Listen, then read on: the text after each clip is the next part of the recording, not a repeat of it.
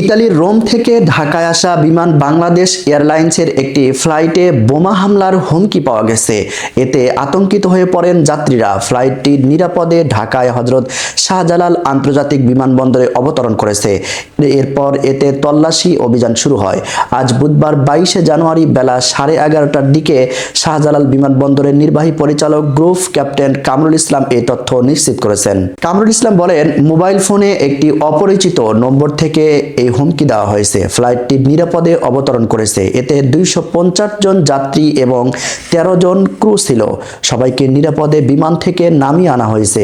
এই ঘটনায় নিরাপত্তা ব্যবস্থা জোরদার করা হয়েছে বলে জানা গেছে। বিমানের BG-356 ফ্লাইটটি আজ বুধবার সকাল 9:30টায় হযরত শাহজালাল বিমানবন্দরে জরুরি অবতরণ করে।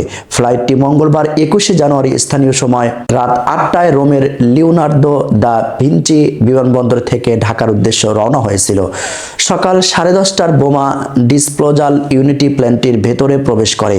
তারপর প্লেনের ভেতরে সব স্থানে তল্লাশি চালানো হয়। যাত্রীদের দ্রুত নামানো হলেও তাদের হ্যান্ড ব্যাগেজ প্লেনেই রাখা হয়।